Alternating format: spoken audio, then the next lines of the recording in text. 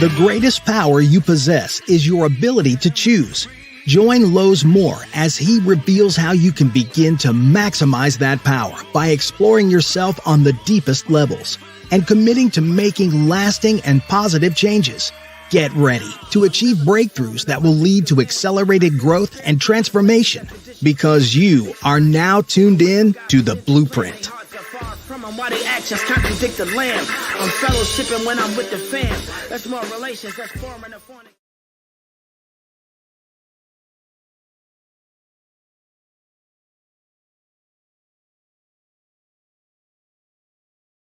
Podcast, man, let me get right out the gate. Again, I want to say thank you to each and every one of you for your support of the Blueprint podcast each and every week. It's going on a little over 4 years that we've been on the podcast. And of course, if you're looking for me or looking for the Blueprint, it's on Facebook, Lowe's More the Blueprint on Facebook, and it's on Lowe's More the Blueprint on YouTube. I want to say again, thank you for your support each and every week for all these years. And, I enjoy coming to you each and every week. Man, it's just been awesome experience for me personally. And man, let me start out by saying this real quick, is that last week, I was looking forward to an interview last week, man. I thought, well, I knew it was going to be a powerful interview, and we just couldn't make the connection. So I want to apologize for last week, for all those who came on and was checking out the podcast, and we were trying to get our guests on. And yeah, it was a little crazy. And I called this week's podcast the do-over, because I had to have this one. I had to have this podcast. I had to have this interview. I think that this is so important in terms of our history, in terms of documentation, in terms of legacy. I just think this is just a powerful and important interview. So again, I want to say thank you for your patience. Thank you for your support. And man, I just like to say this is I look forward to it every week. And I want to say happy Thanksgiving to each and every one of you. I hope you guys had a wonderful Thanksgiving. And many of the people that I've texted or emailed or called, everybody, it was just amazing to hear the thankfulness and the appreciation, and also the importance of family. One of my good friends, Pastor Marvin, man, when he texted me today, he said he had about 30 people at his house, man, and usually have 50. And I'm like, wow, that's what it's really all about. When you get an opportunity to, to go over to a family member's house. I want to say thank you to my oldest daughter, Michelle, and her husband, Dakari. They hosted Thanksgiving. We had a great time. Wonderful food. There's always wonderful food. Hey, we still, I don't usually do a whole lot of leftovers, but I'm literally going on my third day, which is crazy because I don't, after the first day, man, usually I don't do a whole lot of leftovers, but it was that good that, man, I had to go back a second time, a third time, and I may be going out for a fourth time. And my oldest daughter made a dip. Man, I got messed up on the first on Thanksgiving, man, because the dip was so good. The dip was so good. I just kept eating the dip, and I got full off the dip, and I could only eat so much, but I made up the next day. So again, happy Thanksgiving, right? And as we look forward to the continuation of the holiday, this season of Thanksgiving, this season of giving, right? I'm looking forward to Christmas. It is my best and most exciting holiday of the year is Christmas. I just love Christmas. I've already put the tree up. I've had that tree up the day after Thanksgiving. It was up, right? I still got to put on some decorations and stuff. I still got some other things I need to do, but I wanted to be ahead of the game, not at the last minute of the game. So again, happy holidays. And remember, man, when God made family, right? He made the best of everything. So let's get rolling. I'm gonna drop my. This is my. Of course, this is my miniature basketball, but it's my pebble in a pond. He said, Denzel's wife said that. Denzel Washington's wife said that the book that I did, back a few years ago, from the Boys and Girls Club to the NBA, Life on the Narrow Road, was a blueprint, right? She said that it was a blueprint, and that's how I came up with the name of this particular show, this podcast called The Blueprint. And then Denzel, you see, I dropped my seed. He said that my life was like a pebble, not a seed. He said a seed and a pebble, right? When you throw a pebble in a pond, we're expecting a ripple effect. So each and every week, we're expecting a ripple effect. A lot of people have been blessed, right, because of the many individuals who've come on the Blueprint podcast.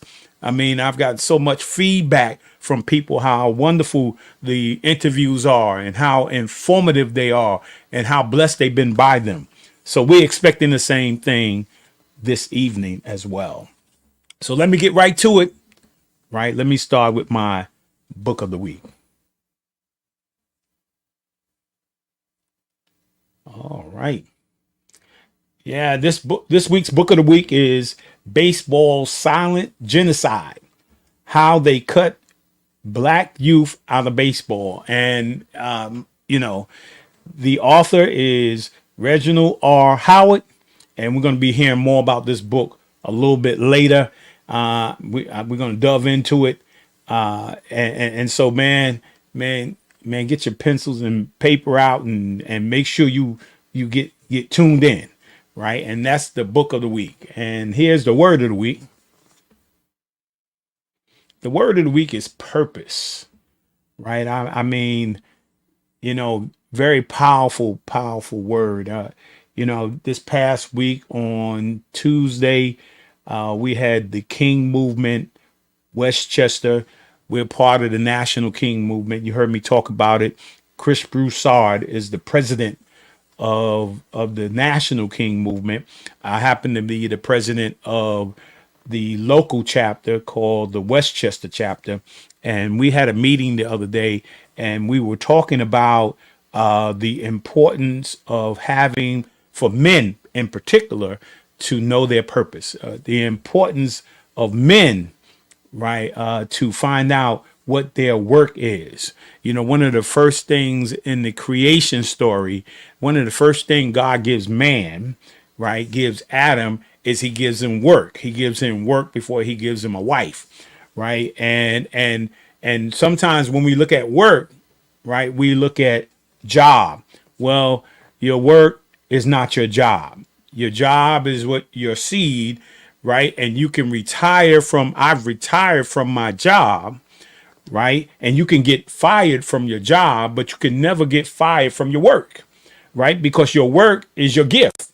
Whatever God gifted you with, there's a assignment for it, and there's a purpose for that gifting, right? And it's the purpose of it is that you would impact this world, you would impact this society, right? So purpose is important, but in order to do your purpose, you need to know what your work is, because if you can't find your work, if you don't know what your gift is, right, then you don't know what your assignment is, and then you have no idea what your purpose is. So that's how powerful the word purpose is. And so here is my Pierce Harper affirmation moment, right? Affirmation and quote moment. It said, this is Dr. Miles Monroe. The greatest tragedy in life is not death, but a life without purpose, right? That's how powerful purpose is. Man, find your purpose, right? That's the one thing I write in my book. When people ask me to autograph my book, I always write in, right, find your purpose, right? That's powerful right there. And so here we go. This is our music and movie of the week. And you may have heard me say this last week. Charlie Pride. I grew up in a time where, of course, we had some legendary music. I mean, that, some of it we basically heard by record, and eventually They were on radio and television, but you know, the Temptations and the Supremes and you know, Barry Gordy and you know, all those wonderful African American artists back then, black artists back then. But yet one of the things I heard the most was a lot of country music, right? And I remember Charlie Pride, right? If we can bring that back up again, Charlie Pride. I remember Charlie Pride. He had that silky, deep voice, right? And he had this song out called "Kiss an Angel Good Morning," right? But many of you don't know that Charlie Pride, right, had a sprint in the Negro League, right? And from the Negro League, he got signed to a music contract, RCA, and Charlie Pride is just a legendary, you know, just a legendary artist and a former Negro League baseball player. And here's a rendition. The movie of the week is, you know, it's about the soul of the game is about the Negro League, right? And if you haven't seen it, make sure that you check it out. It's been on HBO. I've seen it a few times. It should be a part of your library. You know, it should be definitely a part of your library, and in terms of movies. And then next, we got a few things we got to run through real quick. Oh, the person of the week, Satchel Paige, right? He was the person of the week last week. He's the person of the week this week. He could be the person of the week for many weeks, right? Because that's how legendary he was. And here is a video of someone speaking about the legendary Satchel Paige. Satchel Paige was a unbelievable character.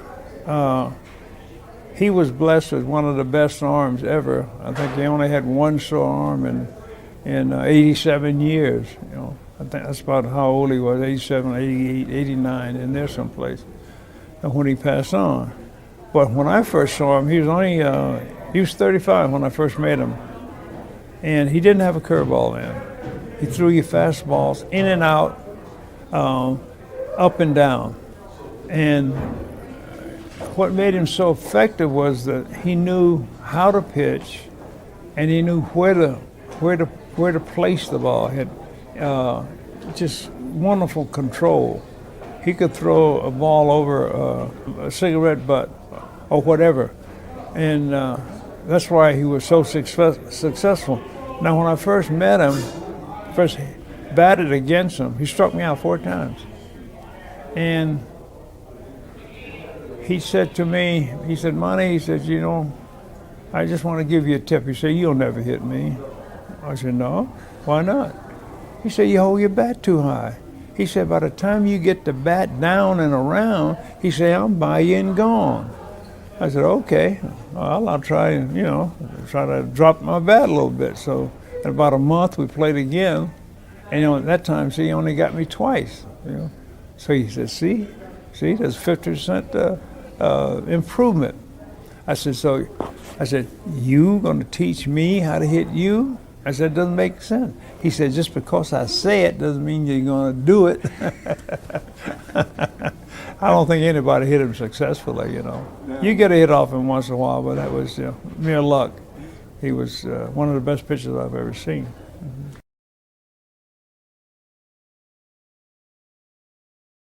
Of the week.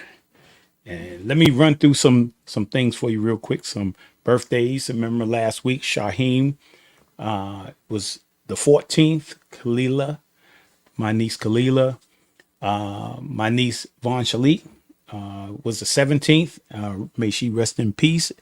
My nephew Nelson, well, great nephew, gotta be like a great nephew, is the 18th. And then Riley, the 19th. And then my cousin Deborah on the 19th as well. Happy birthday. And then my youngest daughter, Sherelle, they're on their way back from Minnesota. She's an assistant coach, you know, for Stony Brook College, and they played against Minnesota earlier today.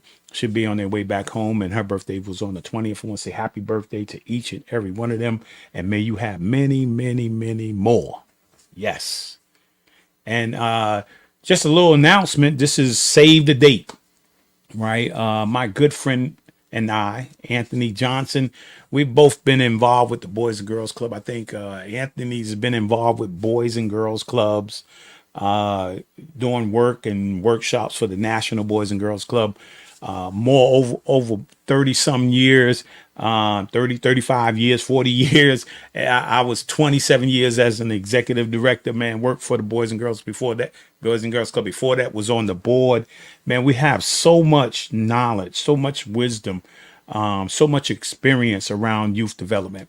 And we're going to host, right? You're going to hear more about this in during the course of this week. We're going to host a webinar, right? It's called the Overview, right? The Overview of Youth Development. And in this first phase of it is that you get an opportunity to ask. We're going to talk about the big seven of youth development and how to go from a good, I had to learn how to go from a good club, right? Or struggling club to a good club to a great club. Right. And there's some very integral things that you need to be aware of, and the importance of board development and human resource development and marketing. Right. And also program development and facility development, is the big seven. Right. We're looking forward to do. It's going to be our first one. It's going to be an overview of those 7 things. And then eventually in the future, we're going to break that thing down so we can dive into each one of them one by one, so that you can go from a struggling club or a small organization to a good organization to a great organization. So I look forward to sharing some more information about that. But put that on the calendar, December 27th. It's a Wednesday, December 27th. Right. The time is going to be from 1 p.m. to 4 p.m. And you see all the information there. And I'll make sure I get it out to you real soon. Right. If you want to if you want more information, I can ask my wife to leave my email. If you're interested, I can leave my email in the box or on the banner. And email me if you're interested. So let's move forward. Right. There you go. Right there. There's the email.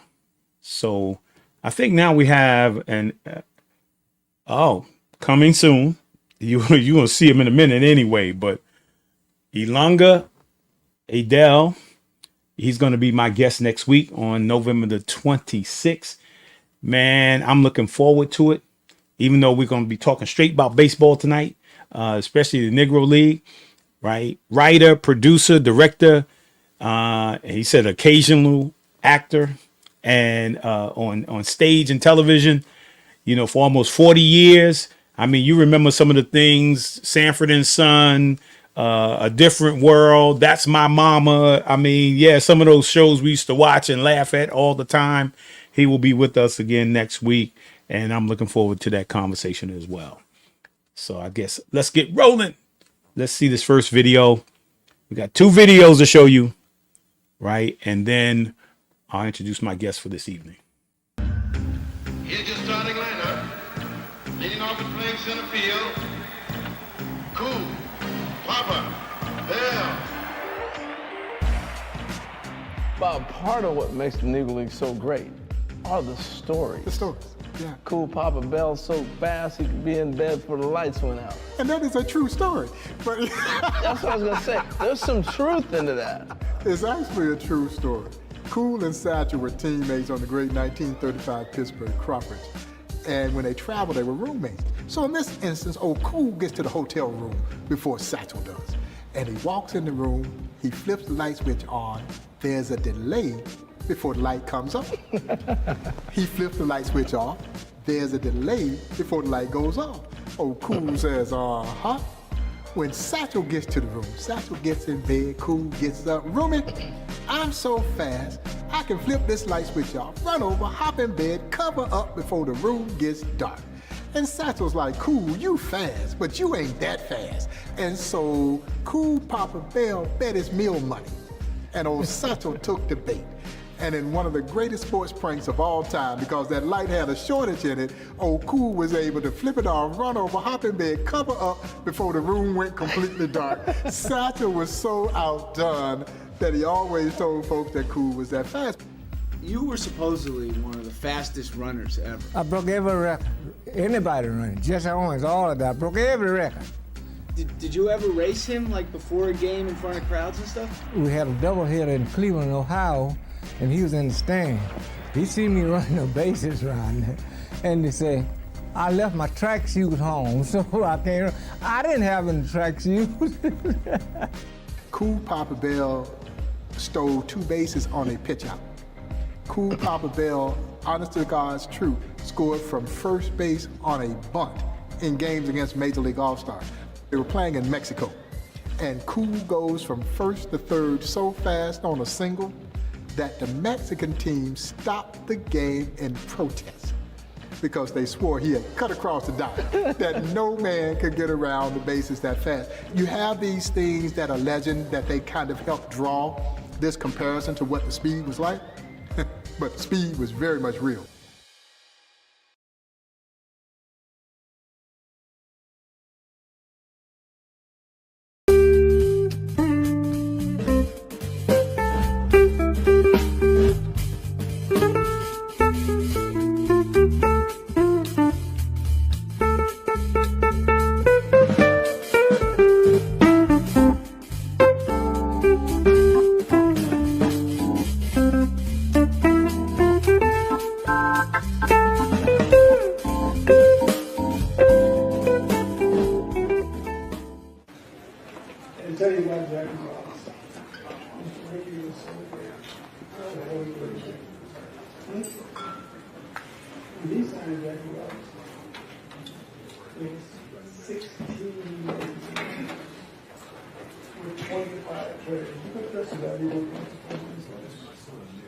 If you take those 400 people, you divide them into one Jackie Robinson, who are you going to get?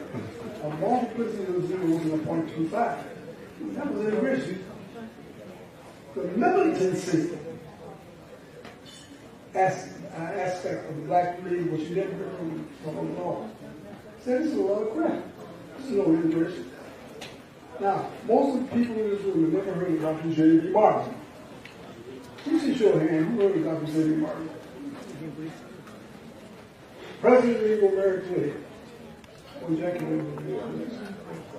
J.B. Martin had a proposal where he was going to say the 6 teams in the American League and the 6 teams in the National League and consolidate them and take from those 16, those 12 teams, 8 teams, placing 4 on an expansion basis in the American League and 4 on an expansion basis in the National League. Now, let's look at these figures. You're going to have 200 players coming in.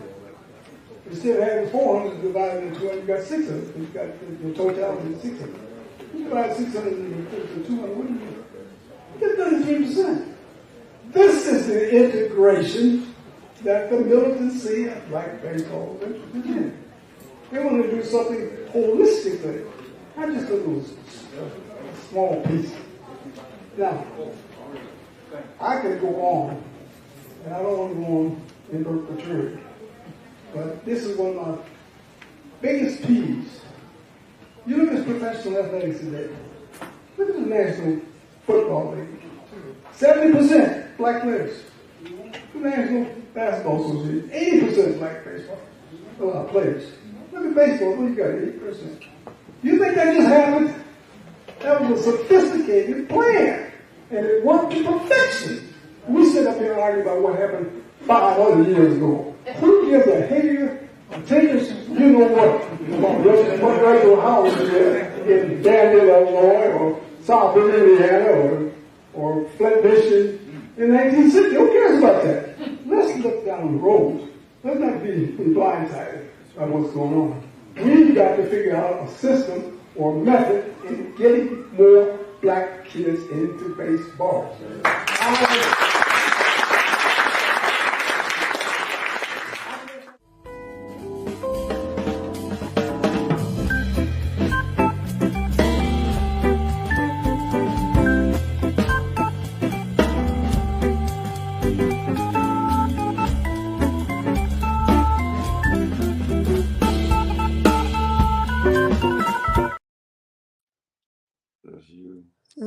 Yeah, I'd like to welcome Mr. Reginald Howard There you are. See. and Mr. Longa Odell to the Blueprint.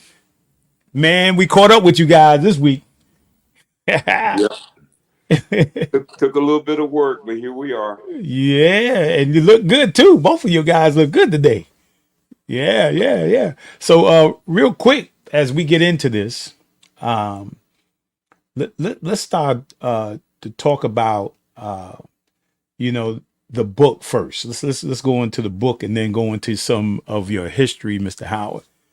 And it's Baseball: The Silent Genocide on How to Cut Black Youth Out of Baseball. So, talk a little bit about why you wrote the book, right? The title of the book, your concerns about in regards to black youth and baseball. Talk about that a little bit. Well, this goes way in my life. It goes back to when I was pro. It goes back almost more than 50 years. When I started thinking back, I'm going to do something that's probably irregular. I'm going to ask a question. And Okay. I asked a lot of friends, ethnicities of all type, how can you have speed, strength, quickness, and agility as the major factors are needed to excel in football, basketball, and baseball? And you look at basketball, you got about 80 to 85% black playing in the NBA. You talk about football, you got 75% plus playing in football. Baseball, you don't have 8%. There's something going on wrong. And when I say I go back to, I really noticed it when I was about 15 years old and in high school. The high school I went to, all the blacks were being steered away from baseball into track and field. What city was that? In South Bend, Indiana. And you Okay. had to participate in one or the other. You couldn't participate in both. In essence, we were being steered away from baseball and being brainwashed. Oh, you guys don't like baseball. You don't like baseball. Well, that's why you're not playing baseball. But that's about as false as you can get. It's amazing the effort that was put forth to keep us out of baseball. And this is the reason why we put this in the book as much as we could. The ins and outs and how they stopped us from playing baseball. They initially started not sponsoring baseball in the inner cities. And the kids couldn't go to play baseball. And baseball, you have to start it when you're young. You can't wait till you're 15 and 16 and start playing baseball. People start throwing that ball at your head. You're scared and you're not going to play. And as long as you're afraid of the ball, you can't hit it, catch it, or do anything with it. Whereas the young white kids are hitting on tees when they're 6, 7, and 8 years old, hitting in batting cages. They got books and things that should tell them how to play. And we don't have that. We don't have access to that. So when the black teams that was left would go out and play the white teams that had the better background and experience, they just beat them to death. And then they start inducing them in believing that they didn't like baseball. And then you look around you and nobody's playing it but you. Oh boy, what is going on? And it's again, we've been trying to outlaw or insert all this type of information in the book itself. Yeah, one of the major premises of the book is that the exclusion of black youth from baseball was done on purpose. Yeah. Now, what was the purpose? That the dominant culture, white people, wanted to preserve one sport for themselves because they saw how black athletes were dominating in sport when these sports became integrated. So they want, and at the time this was happening, baseball was the #1 sport in America. Mm-hmm. It wasn't Yeah. basketball or football like it is now. Baseball is like #3 in America. You often hear references of baseball as the American pastime. And when the effort to limit black people playing baseball started, it was the American pastime. It was the most popular of the three major sports. Now that's no longer the case, and I think, and Mr. Howard definitely thinks that if there was more black participation, and when I say black, I mean African American, because most of the black players in the major leagues now come from are Latinos. They come from Latin America.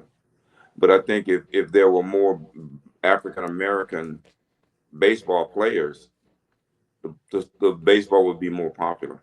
It'd be more popular than it is now. In my own personal case, and we're all creatures of our environment. My father loved baseball. My Uncle Mitch played with the Red Sox here in Memphis. And it was a part of our life at the dinner table. All we talked about was baseball, and mostly black baseball. But most kids, they don't know anything about baseball. If hypothetically, this is purely hypothetical, if you would say about Babe Ruth, who was chasing Babe Ruth? Who was chasing Babe Ruth? Oh, they'll say Hack Wilson. If you ask kids who was chasing Josh Gibson, they couldn't tell you. Turkey Stern, because there's nobody that passed that kind of information around. Or Tinkers, Evers, and Chance, the great double play combination of the Cubs. But guess what? There was Wells, Judy Johnson, not Judy Johnson, but Wells and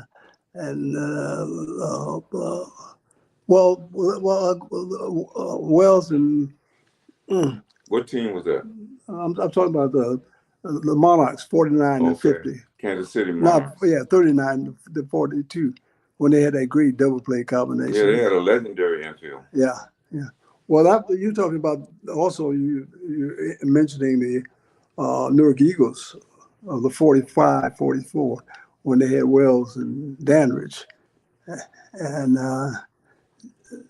it's just nobody's passing that kind of information down. We hear that foolishness about people turning out the lights and jumping in bed before the room gets dark. Well, they're just really in a slick, sophisticated area. They're telling you you weren't playing the kind of ball we played. The kind of ball was played in the Black League was as good as it was, and they were. You take the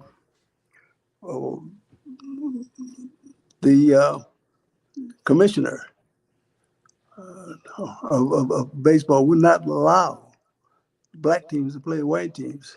Was that Landis or Chandler? Yeah. Oh, Kennesaw Mountain Landis would not let them do it because they could barnstorm once the season's over, but they wouldn't let them play. The Yankees couldn't play the Kansas City Monarchs, or the Homestead Grays couldn't play the. The Cardinals or whoever, whatever team it was. So it's so much that we have not passed on down to our children.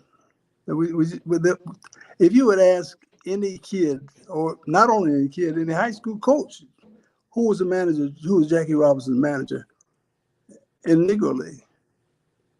Nobody would know. Ask them who's Larry Doby's manager in the Negro League. They couldn't tell you. They can't distinguish the American League from the National League or the teams in the heyday of the Negro League. And it hurts, and we're trying to bring that kind of stuff out as much as possible. Too much of our history is not passed on. It wasn't passed on the Milos. Yeah, it wasn't. Yeah, I learned so much working with Mr. Reginald Howard on this book. Not only about players, great players. There wouldn't have been any great players if there hadn't been black owners who owned the teams. Yeah, I never even thought about that. Yeah. I learned so much about them. And then you learn about the society in which they live. Why did they even need to have a Negro League in the first place? Because they weren't allowed to play in the white major league. But they started their own and sustained it, for decades. The Negro League baseball did not start to evaporate until Major League Baseball started, quote, integration, bringing black players into white Major League Baseball. That's when the Negro Leagues went down. That's when they just started to disappear. Well, let me share something. Yeah, with I'm you. here And to I know listen. I'm here to listen to you guys. a black had to write this. It wasn't integration; it was salvation. The major leagues were going down to real bad. The 1919 World Series hurt them like Hades between the White Sox and Cincinnati when the World Series was supposed to have been thrown. Then you flip forward about 10 years and you're in the Great Depression. Flip forward another 10 years and then you're in the World War II. Well, when World War II started, a lot of players went to the service. So guess what? There were no players nowhere. And people stop going to the game. People started going to the game. The St. Louis Browns had a one-arm outfielder. The St. Louis Browns also had a midget that they signed, all trying to get more fans at the ballpark. Then you go back and they even had, I call him a White King Tut.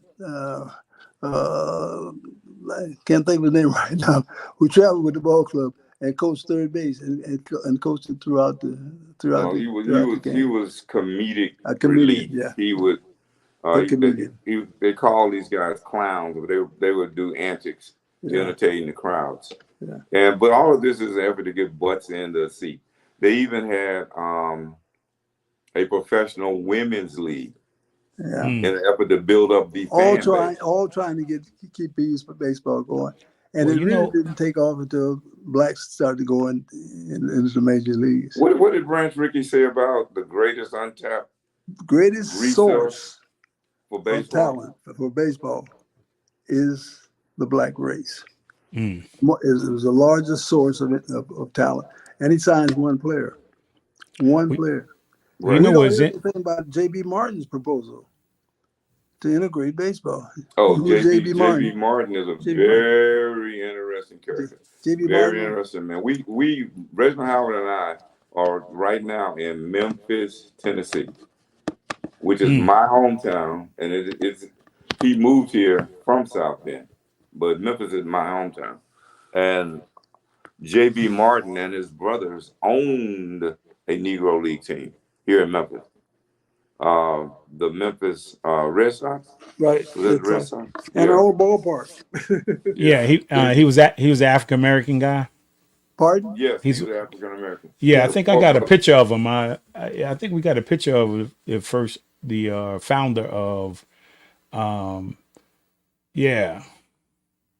I got this guy, Ruby Foster. Rube Foster. Yeah. That's Rube Foster. Yeah. Mm-hmm. Rube Foster was started the Negro National League. Yeah. Yeah. He along with C.I. Taylor. Yeah, but J.B. Martin had a plan to quote integrate baseball. Right. That was on a much grander scale than recruiting black baseball players one at a time. His idea, first of all, the rosters on the Negro League teams were smaller than the rosters on the white major league teams. I think that the rosters on the Negro League teams might have topped out at 16 players? 15 players, something like that. And the white major leagues was 25? Around 25. Yeah. So what he wanted to do was, at that point, I think there were how many Negro League teams? 5 in each league. Okay, so 10. He wanted to condense. It was 6 in each league. I'm sorry. Okay, 12 teams. He wanted to condense those teams, I think, down to 8. Mm-hmm. And he wanted to put 4 all-black teams in the National League, the Major League National League. He wanted to put 4 all-black teams in the American League. And that would have brought many more black players into Major League Baseball. Many more. Except instead of just adding one player at a time. Just cycling on one player at a time. But that and the best. Yeah. The best we could get. That plan was rejected. Yeah. And when white major league teams started, quote, integration, they cherry picked. Yeah. You know, Yeah. they would take all-stars. They would take the best of the best. They would take the best.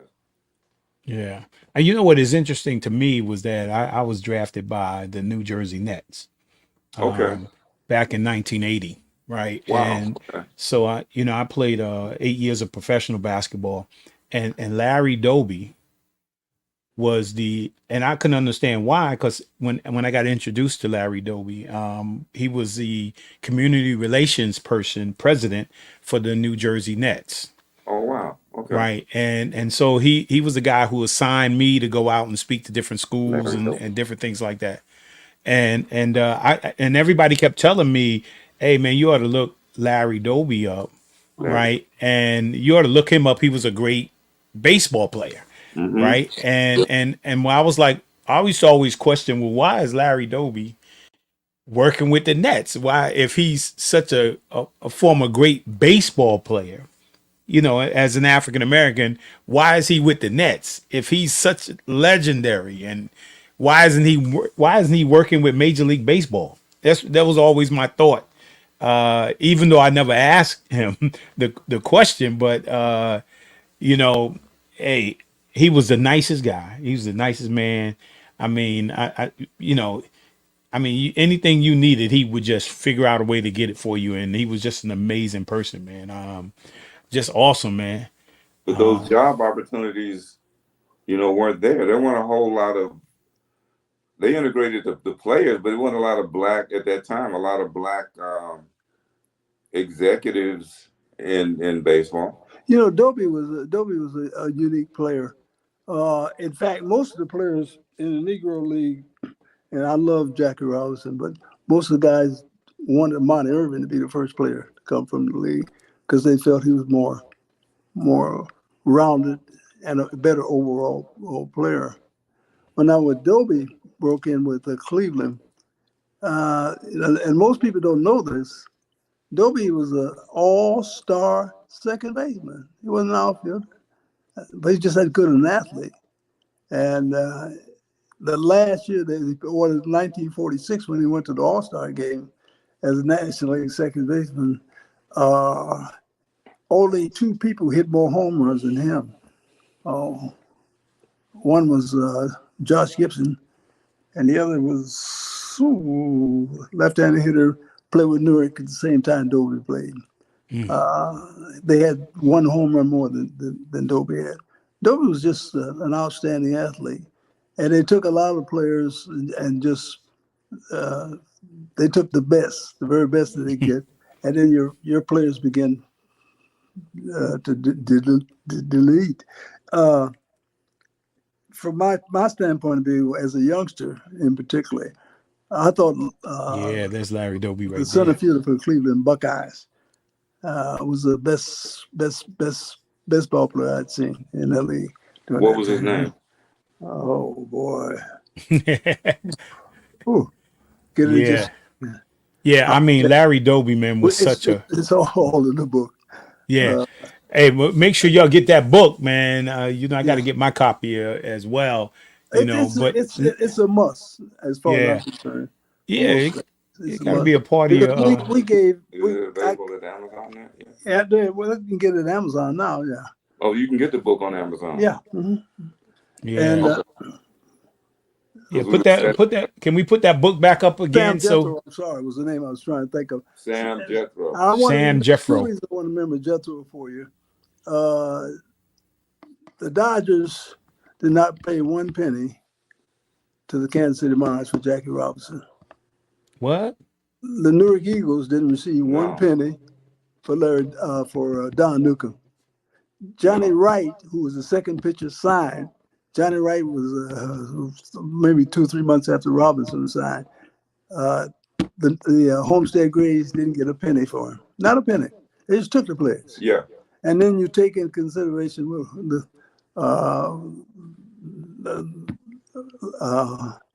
center fielder I just talked about. That was Jethro, yeah, Sam Jethro. He went. The Dodgers played. Branch Rickey paid $10,000 to the Cleveland Buckeyes for Sam Jethro. But you know what?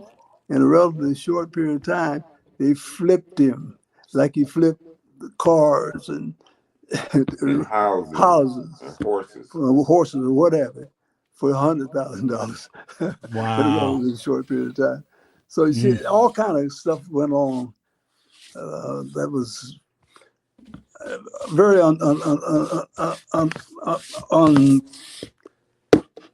or just they just weren't as good. Just unsavory, right? Branch Rickey was a businessman. Yeah.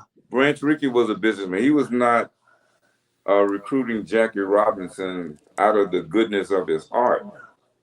He was in it to make money. Yeah. And he knew that bringing these black players into in white major leagues would make money. Yeah. Then we don't ever want to forget the Mexican League and the laws that went in to keep players in the states. Yeah, because some Mexican league, at least one Mexican league owner, had a team. He would pay major league players more than they were getting paid in America. Jorge Pascual. And they were jumping. So they would jump down there to play. But the baseball commissioner jumped in and said, no. A.B. Happy Chandler. Yeah, you jump, you're going to be banned for 5 years from our major league. Yeah. Wow, this is amazing I mean, this history. is the kind of stuff that you never see about, you never read about, they never talk about it, and you don't know anything about it. And it has to come from a black writer. Right. Yeah. No, it isn't. Yeah.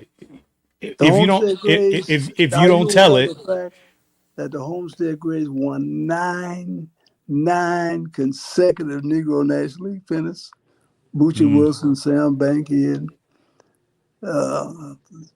Howard Eastland. Just great ball players, tremendous ball club, along with Josh Gibson, and Cool Papa Bell, and Buck Leonard, all there in the same club. But you know, there's a very interesting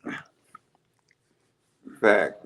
It was very interesting to me when I found out about it. And you know, Mr. Howard earlier mentioned how there was no compensation to the Monarchs or Jackie Robinson, no compensation to other black teams for when the white major leagues started taking their players. But what I found out was there were the vast majority of Negro League players had not signed, contracts. It was all, verbal commitment, word of mouth. And Negro League players were notorious. They were famous for jumping from team to team. Like if I came to your city and your guy approached me and say, "How much are you making?" Yeah. Well, we'll pay you more if you join our team. And matter of fact, we'll give you a bonus if you jump today. Yeah. So the players jump around quite a bit. You'll look at Tim Radcliffe. You'll look at the history of a player, and you go like, "Wow, he sure they played with a lot of teams." Why didn't he stick with one team? No, he was a professional athlete. He was after the money, honey. Well, I think the thing is too is that, I mean, yeah, we love to play sports, right? And a lot of it is that we love the game, baseball, football, basketball, we love it. But the bottom line, sometimes when you started putting up where there is money involved, right? You said Branch Rickey was a businessman. Okay, yeah, of course, right? I mean, I'm sure in terms of the Negro League, somewhere down there, those who started it, those who owned it, right? The owners of the teams wanted to make money. The players wanted to make money. I mean, when I played, I love the game, man. But I mean, when I got to the league, I wanted to get paid. Exactly. That's the bottom line. It all come down to the dollars, and who's shrewd enough to navigate and Hey, and you know, back in the day, you say with it, win at all costs, you know, by any means necessary, you know.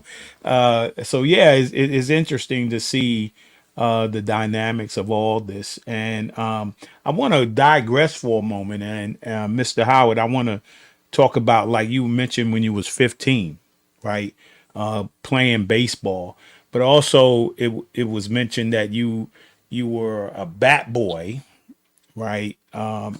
You know, That was a tremendous experience for me yeah, as a child. yeah. So talk a little bit about that, and then also talk about your experience getting the opportunity to play in the Negro League. Let's not waste time on me. No, well, I want it. You know, you the main man on the show. I was not Early Banks. I was not Henry Aaron or Willie Mays or nowhere near that. So hey, but check this out. Look, I wasn't Michael Jordan. I wasn't Michael Jordan. Wasn't Earl of Pearl Monroe, and I wasn't Walt Frazier. Yeah. Right, but I got a story. But you know, story. Yeah, and you were there. Hey, look. My grandfather was a lover of baseball. I mean, when I was a little kid, you know, that's the thing. When I went to Plymouth, North Carolina, I was born in Plymouth, North Carolina. So when I go down there, man, that's the first thing my grandfather would do. Hey, we watching baseball, right? You know, black and white TV, you know, get the little antenna up, right? Mm-hmm. And then guys would go up the street, the dirt road, and guys were playing baseball, go over there, you know, down the road off the train track, and they were playing baseball over there. He's just a lover of baseball, right? But you know what? You know, he didn't make it in the Negro Leagues. I mean, you know, so I mean, the thing is, you have, and so you got a story, and we want, you know, what it was like to be. Look, I got in trouble. I got in trouble in the CBA, right? Well, I think I made $150 a month. I got $2.50 a day to eat. You sleep to about 11 o'clock, so you get some pancakes and a glass of milk for 35 cents all over the country at that time. Then about 4 o'clock in the afternoon, before you go to the ballpark at 5:30, about 4 o'clock you get a bowl of beans for a quarter and a bottle of pop for 10 cents. And you went to the first and 15th club where on those days maybe you could get something a little bit bigger, a little more nourishing. The traveling secretaries have always been interesting to me. The guys who drove the buses, they knew the places that we could go, and they would allow us to come in the back door and buy sardines as crackers and get back in the bus and keep going. We couldn't use the latrine, and they knew the places where we could use the latrine, and they knew the areas of the country where, for religious reasons, people would drive very slow. And horses and buggies. But that's the Amish country. They get behind us. We get behind them and lose. They're going 4 miles an hour. They're going 10 miles. There you go. And they knew how to circumvent those kinds of places. And they were just good guys to know. And they did a tremendous job by taking us from point A to point B. People always talk about Satch and Josh. They were great. But there was a lot of other people involved, like Cumberland Posey. I like to kind of factor him in as much, because this can be somewhat of an incentive to getting younger kids involved. And Cumberland Posey was really the Federal Express of the 30s, early 30s, and the teens. He was a Negro League team owner. Yeah, he was based in Pittsburgh. Now, what he did, he would move freight up and down the Allegheny, the Ohio, and the Monongahela rivers with tributaries into Lake Erie and Lake Michigan as a freight man, and made an enormous amount of money and reinvested monies into the coal mining business, made money in the coal mining business. He's one of the richest black men in the history of Pittsburgh. In Pittsburgh. And what's his name again? Cumberland Posey. What's his name again? That's the kind of stuff that really. First name was Cumberland, last name Posey. Posey, yeah. Cumberland Posey. Now his son, Cumberland Jr., was the owner. First of all, he got out of the cane and he went to play with the Homestead Grays, and he played about 3 years, and he took over as a manager. And he managed for about 5 or 6 years, and it was a bad times financially in the country. So his father bought the Grays, and he gave them to his son. And wow. In fact, he had the Grays for over 40 years. But let me factor one thing in here. Okay. When he had the Grays, he had having problems making salaries to compete with Gus Greenlee. Gus Greenlee on the Crawford, the Pittsburgh Crawford. Yeah. So there were 2 Negro League teams in Pittsburgh. Yeah. Competing. The Homestead Grays and the Pittsburgh Crawfords. Yeah. And that's when they joined hands. And Gus, he had Sonny Man Jackson had a nice operations of numbers, but not like Gus Greenlee had. In fact, Gus Greenlee, he was a policy bearer, a numbers became yeah. Okay. And he had what we would call a casino today, and he brought in entertainers and all kinds of people. And in conjunction with that, he built a brand new ballpark in the heart of the Depression, 1931. Wow. Gus Greenlee Field, where he Gus Greenlee Field, where he promoted the biggest fight, championship fight that had been fought by a black at that time, and it was John Henry Johnson and Al Gaynor, but it was head out of Gus Greenlee Field, and it was only they were light heavyweights. They weren't heavyweights. But I never heard of them. Well, I didn't hear it. This is my first time. This is my first time hearing it. Yeah. So that kind of stuff we try to figure, cover that kind of thing that goes on that we don't know about. Gus Greenlee, the owner of the Pittsburgh Crawfords. Pardon? Yeah, no. You see the picture on the screen.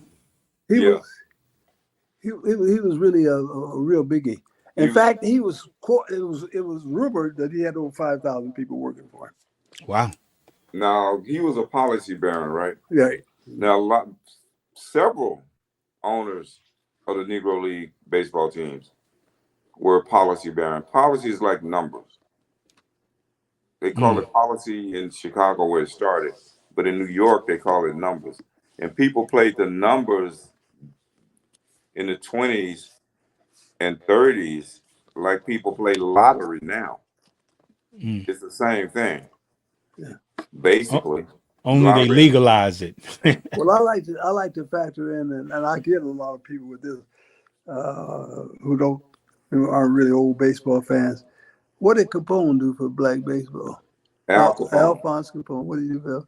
Oh, I don't know. He didn't have anything to do with it. He didn't have anything to do with baseball. Alphonse Capone did a lot for black baseball, and how and why he done it was completely different than most people would think. He saw the technological revolution in the agricultural industry, which was putting black people by thousands out of work as the machinery came in. And they needed more people to work in Chicago. And almost, not simultaneously, but almost simultaneously, the Germans had developed a boat that could operate under the water. And in order for people to come from Europe to work, they had to pay a stipend. So the Germans slowed down the migration from Poland and Hungary and Czechoslovakia from coming over here to go work and take those jobs in Chicago. But here's all these black people who are out of work. So Capone went to the black numbers operators. He said, hey, I'm going to increase your business 85% if you follow my instructions. Says, I want you to, and we'll do it together, we'll co-sponsor to bring in people from Tennessee, Arkansas, and Mississippi Delta who were working picking cotton, and bring them into Chicago to work in the factories that were opening up. Mm. in conjunction with that, a lot of guys' wives began to come to Chicago, and because of segregation in the past, the boys had to go to the farm and work, and the girls could go to school. And the girls found out when they came to Chicago under the pretense of being domestics that they could write numbers. They could work for the policy baron. So they made as much money as the men made. Wow. And hypothetically, they would make, say, $11 a week in the South. But when they got to Chicago, both families were making $50 a week and plus another $2-3 for Saturdays. And they were more than triple their income. Now, fast forward of 12 months, and they go down south to visit their old people, and they see the kind of cars they're wearing, and the clothes they're wearing, how they're talking, and so forth. That was further influence for other more black people to come into Chicago like they came in Chicago. Wow. And that was because of Capone. We never hear that. White people don't talk about that. Mm. But once again, Al Capone was a businessman. He was not working with the black policy barons because he loved black people, although he didn't seem to really hate black people, or out of the goodness of his heart. Yeah. When all of those workers came up from the South to Chicago, Al Capone looked at them and saw boats. He wanted that was his major influence for him. He wasn't bringing them the boats. Yes, and he already had some influence among politicians, but he knew that if he could deliver all these black votes, he would have even more influence among the politicians. Again, that has to come from the black side of the country. Right. Now, how could he control all these votes? He could control them through the policy barons. Yeah. How could he control them through the policy barons? Because the policy barons were the big muckety mucks in the black community in Chicago. Yeah. For instance, all that's covered. And this is in the book. For instance, it was very hard, and people say it's even hard now, for black business owners to get loans from banks. Mm-hmm. Couldn't go to the bank and get a loan. You could go to the policy baron and get a loan. Okay. Somebody in your family died. You didn't have burial insurance. Policy baron will pay for that funeral. Right. They were big influences. They were the richest people in the black community. They were richer than the doctors and the lawyers. Yeah. They were. Right. So, and they had great influence among the population in the black community. Great influence. If the policy baron put out the word, "I want you to vote for this candidate," that's where the votes went. And Al Capone knew that. Yeah. That's why he went into business with them. Yeah. Wow. He said, "You deliver me the votes, and I will deliver you these things." And Capone would not let anybody bother him. He said, "That's a black boy's business. Leave him alone." Right. And that was, he was their big brother. Okay. On the playground, he was the big brother. He's the big dog in the park. But that's stuff. That's stuff that has to come from us. Right. Yeah. So you'll never hear it. And this honky donkey stuff about everybody was. I used to hear guys say when I was a kid, bad boy. I hear guys say, when they first integrated, they didn't like it at all. There were several players that didn't like it.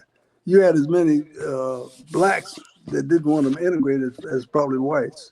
You had a lot of the whites were mad because they thought that they were going to lose their job. Yeah, what sound did. One other thing that we forgot to is more Branchy, Ricky. He went back to all the major league teams, all the teams, and asked them if they would use the Dodgers ball clubs, parks, to play their games there, because it was but approximately 3 or 4 black parks, and Clark Griffith, and we talk about this in the book, was having a conversation with Buck Leonard and Josh Gibson, and he said, "Man, if we interview we're going to take your best players, and then you won't draw anything anymore. They're talking about the Homestead Grays. Well, during that era, mid 40s, I guess, to late 40s, up to the late 40s, the Homestead Grays were playing like 25 games a season in Griffith Stadium in Washington. And that's a white stadium. Oh, yeah, and drawing more people in the stadium during those 25 days.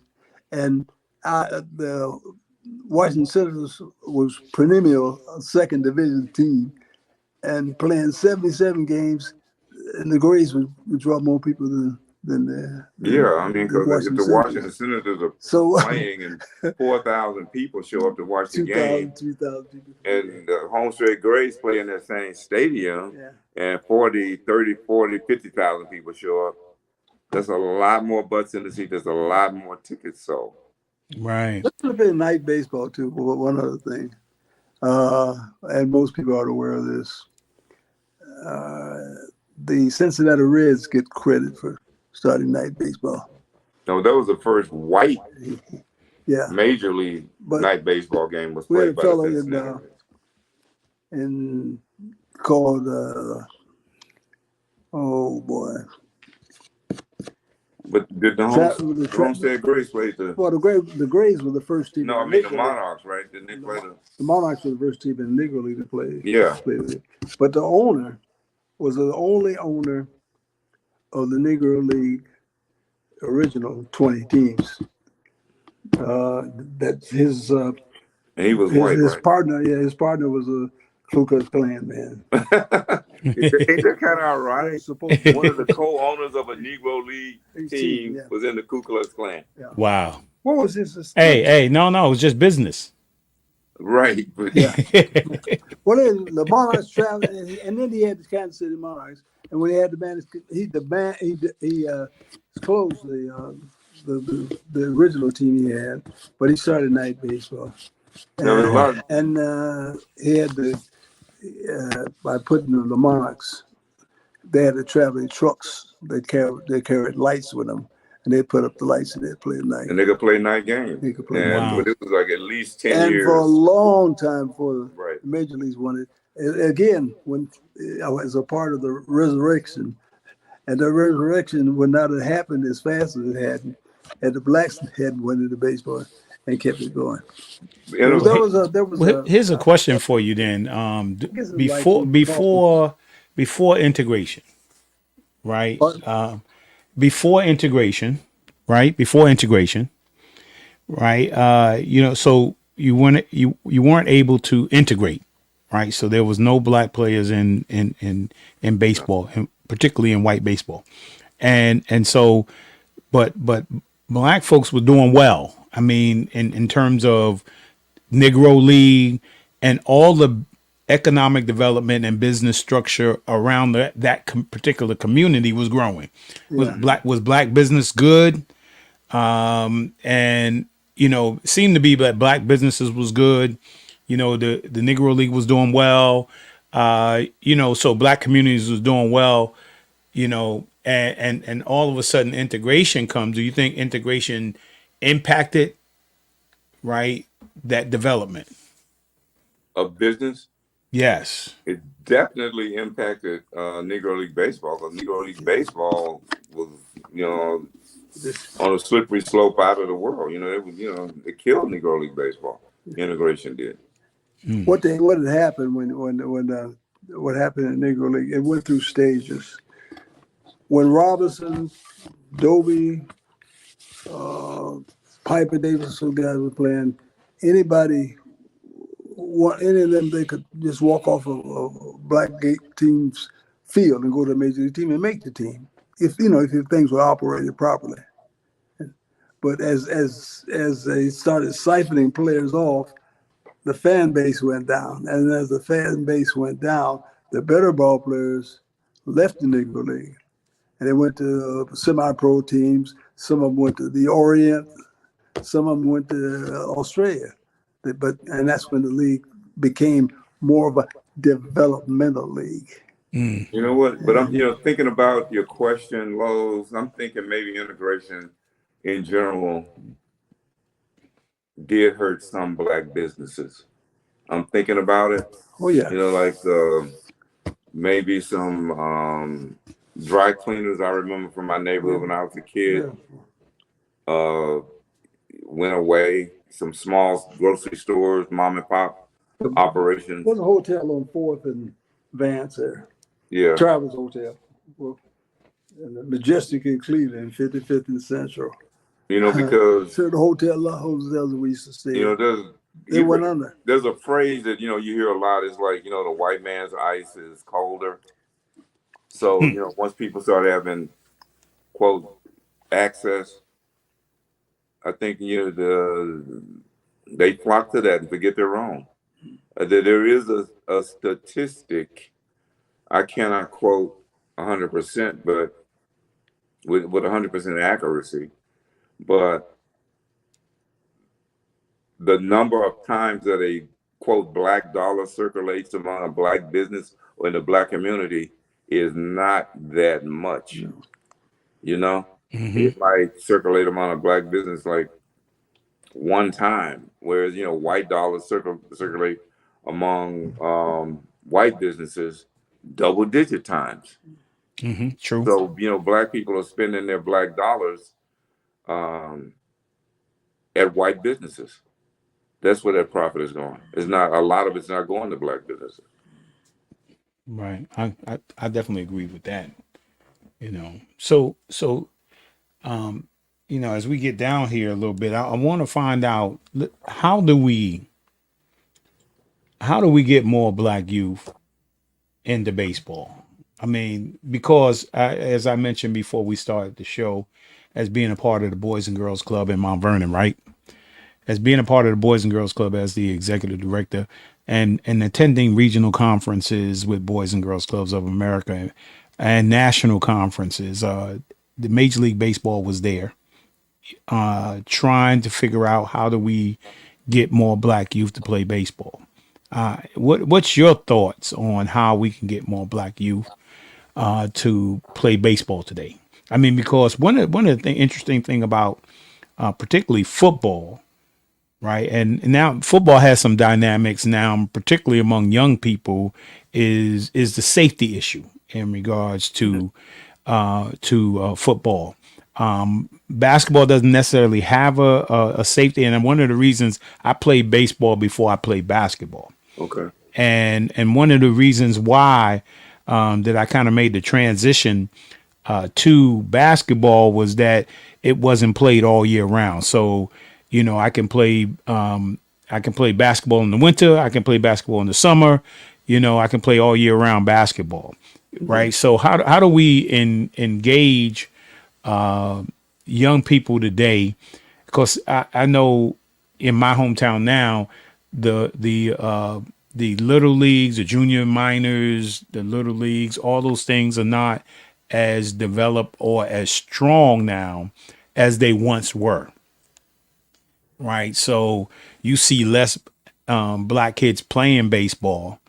Right. And then all of a sudden, in terms of the opportunity to get a college scholarship to play baseball, right, to get drafted into a professional team. So talk a little bit about what your thoughts may be when you Mr. Howard stated that we need more black boys in baseball. Yeah. It's got to be a coalition of things. I don't know. You might put together certain civil rights organizations and certain religious organizations to work hard. And there are people, I'm told, in this country with so much money they don't know what to do with it. It would be much better to buy baseball equipment and build batting cages than it is build prisons.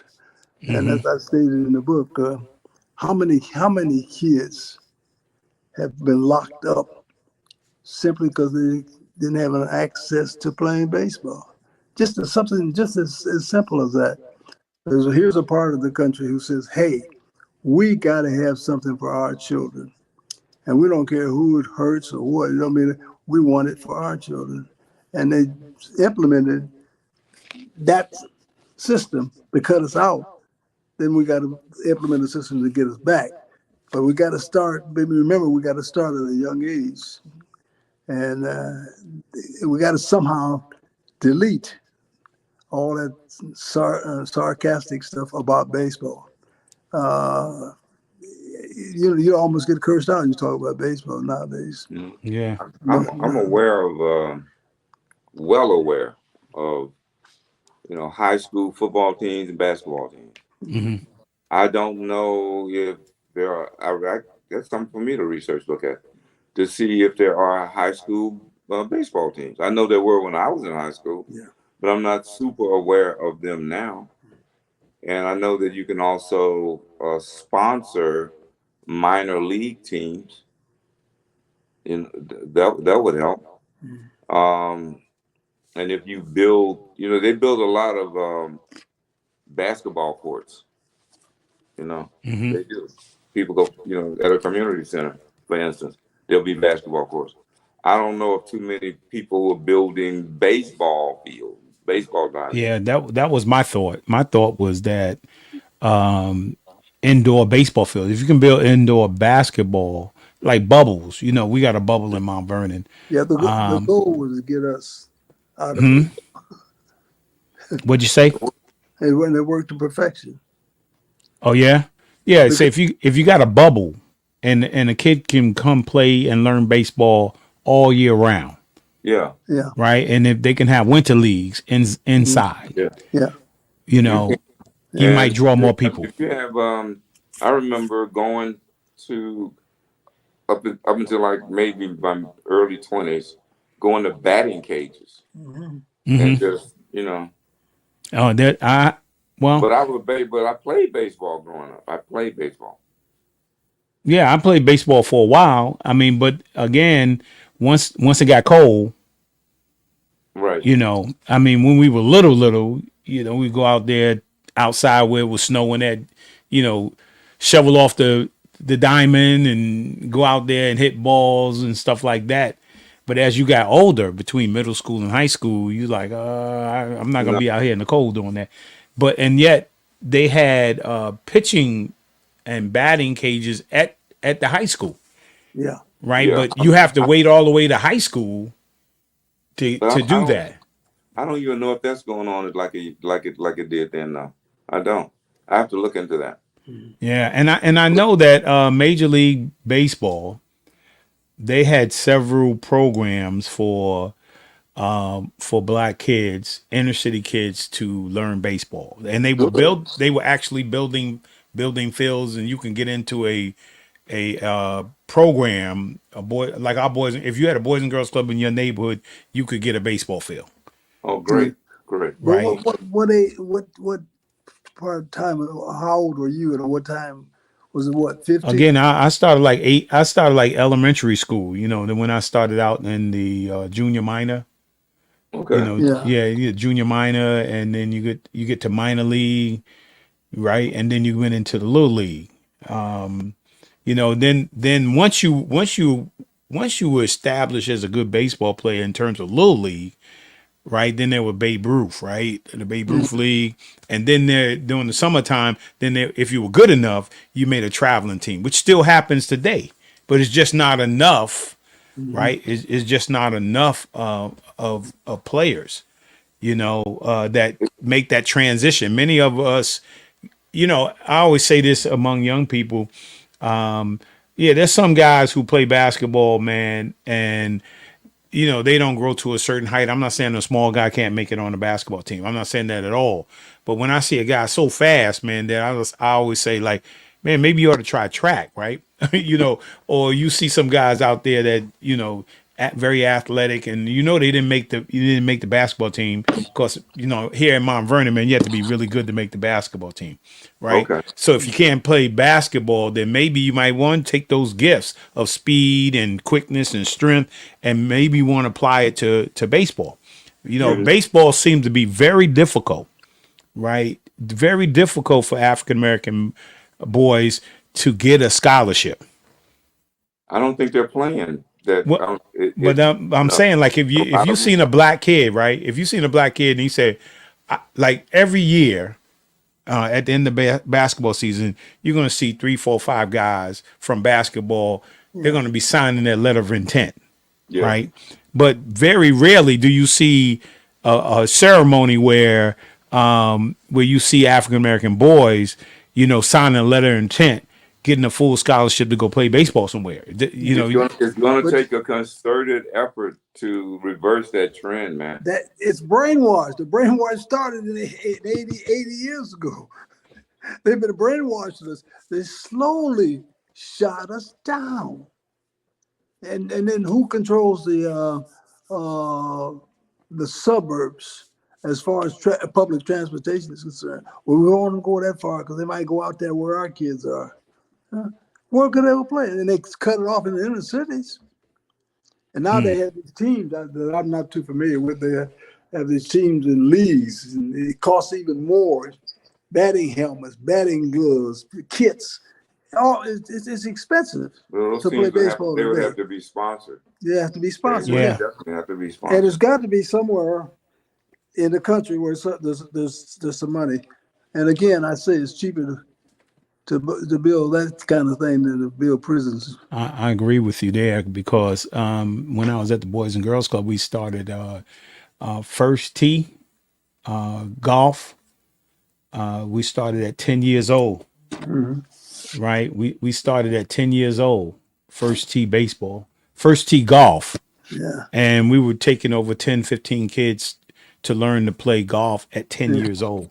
Wow. Right, and then it was the USTA, right, tennis, junior tennis, and every summer we were taking kids over to the tennis courts.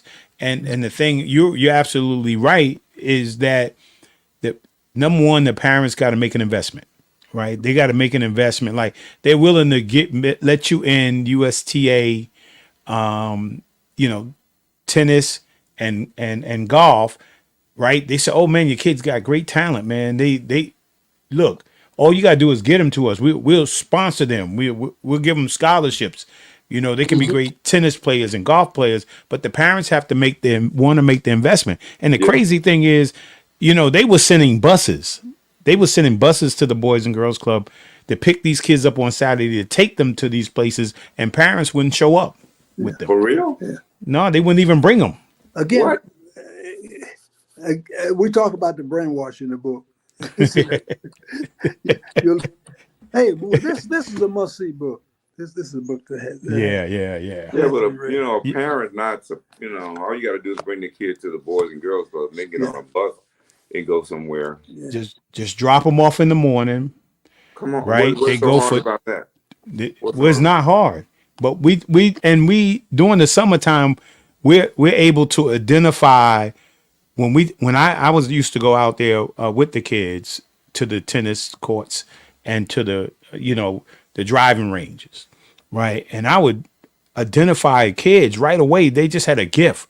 Mm-hmm.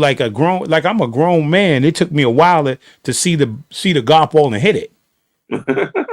Right? And these kids would the instructor would tell them what to do and they would just do it.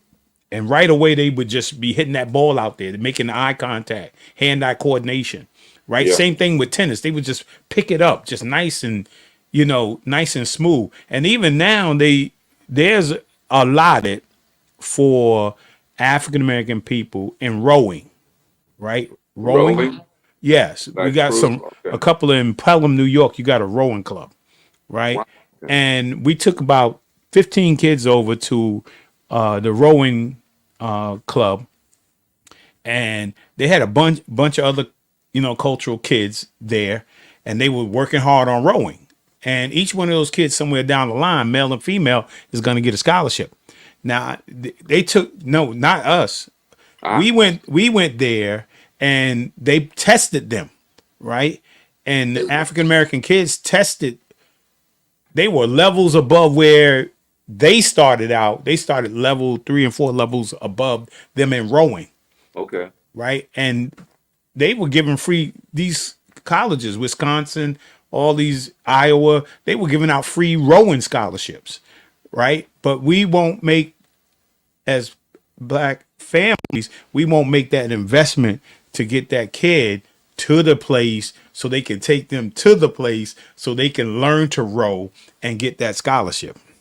Maybe somebody needs to sit down with those parents and tell them what you just told us.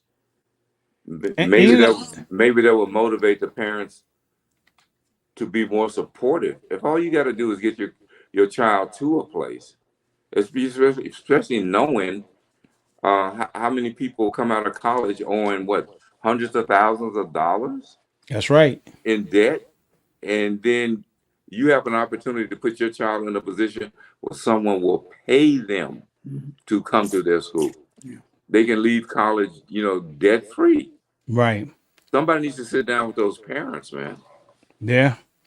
Yeah. And I got a couple of people, a couple of friends that are alumnus of the club. They played baseball earlier, and they tried in Mount Vernon to reignite this, reignite this baseball situation.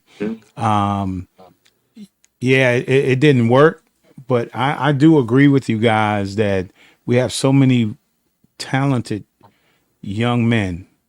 And then when you look on the other side of softball, young women, right, who could get a scholarship, right, who could go on to do some great things in terms of baseball, right. And here's the one thing I would say as a solution, right, and why basketball works, right, and why maybe football will work, right, is that when you have somebody go on, when we had a lot of guys go on to be successful professional basketball players, successful in college, right, and we came back, right. I think if you have a couple of African American kids that went on to play baseball, right, and then they turned around, if they didn't make it, turn around, come back, right, and as an alumnus, give back, start your own stuff here because you love baseball, right, and that's what works for us in basketball,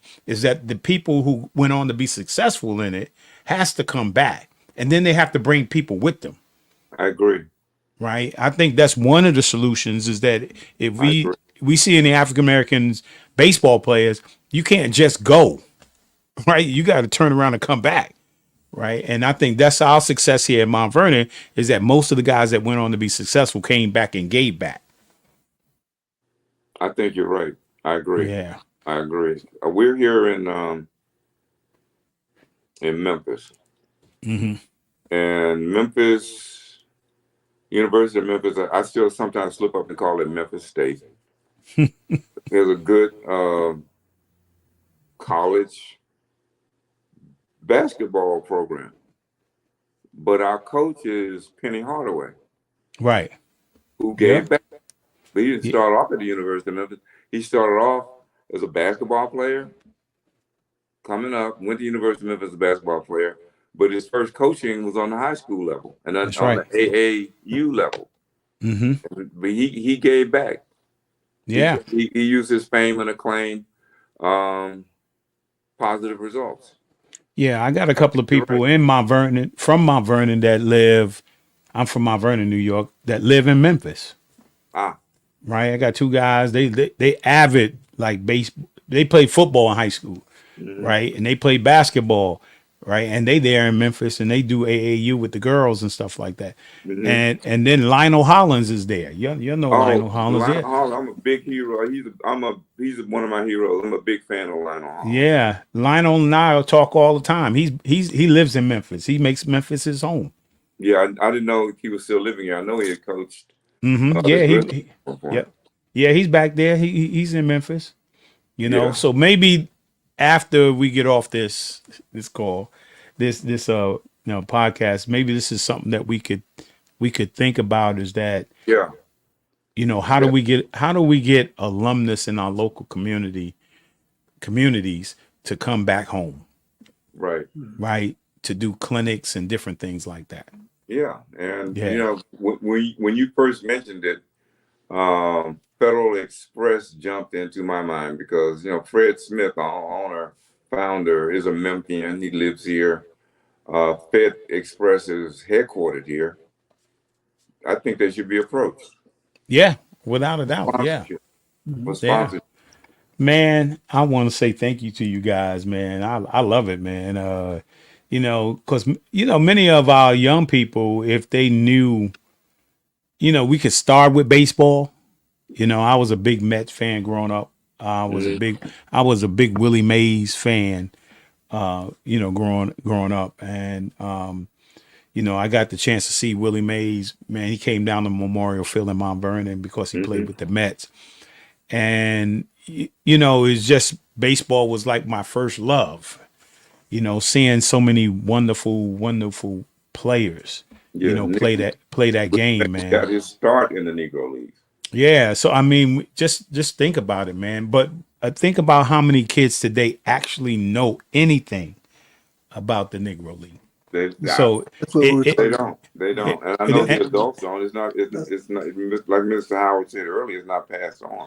Right. We have to pass it on. So we need. The thing that really bothers me is that this is affecting our Martin Luther Kings that are coming along, our Jesse Jacksons, our Thurgood Marshalls, the young black boys. Yeah, so we need to channel. We need to channel that energy into something positive because here in Memphis, there's a lot of crime perpetrated by young black boys. Carjackers, armed robbers, drive-by shooters. It's crazy. We need to give them something positive to do. And baseball is something positive. Yes, it is. I agree with you 100%. Looks like channel that energy into something positive. Some of the major leagues are trying to work on that. I understand, but it's not enough of it yet. We can do our little part. Keep that snowball rolling down the side of that snow-covered hill. It'll get bigger. Yeah. Yeah. Well, I think one of the things it looks like I may have froze here, but I don't know if you can hear me, right? Definitely. Yeah. Yes. Okay. Well, let me say this. Can't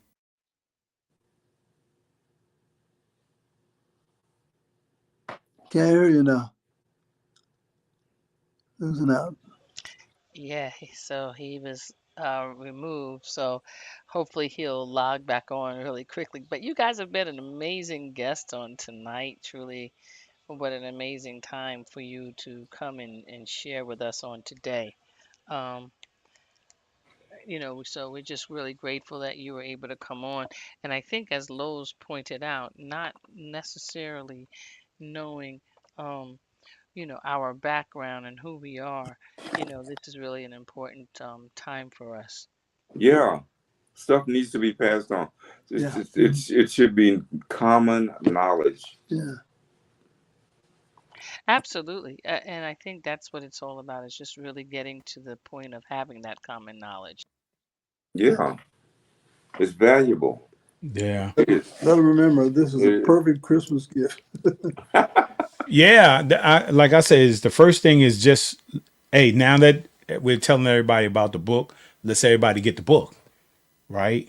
Because if in terms of history, if you have no history, you're lost, right? So, if you don't know where you've been, you have no idea where you are, and you have no idea where you're going.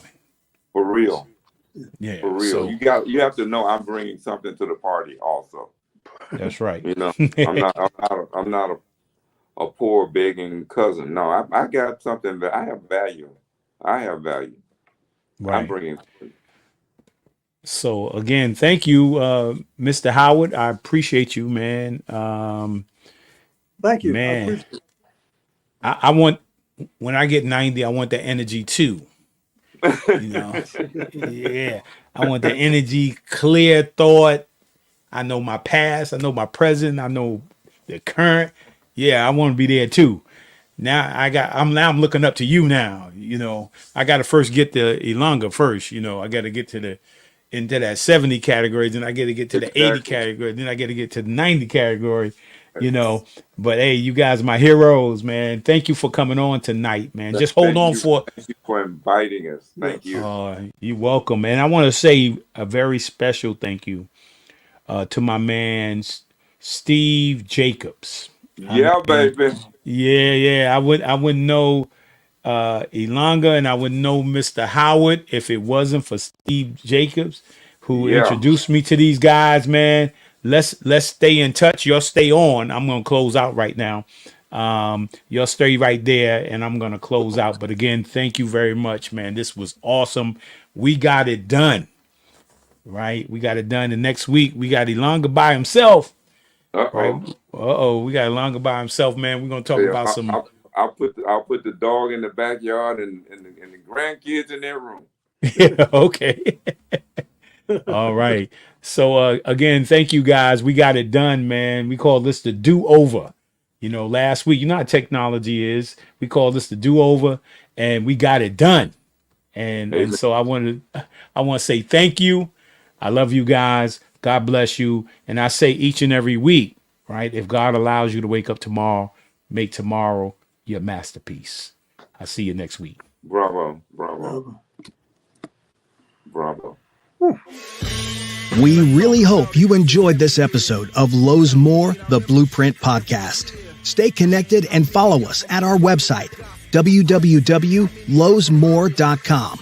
That's LOWESMOORE.com. You can also join the discussion on Twitter at Lowe's More and on Facebook at Lowe's More Jr. As always, thank you for pushing your mindset towards a better reality. This concludes the most thought-provoking portion of your day. Don't forget to like and subscribe to this podcast to stay fully up to date with everything we're up to. Until next time, be kind to yourself and each other. What they teaching is a joke. I ain't buying it like I'm broke. Insufficient funds for insignificant.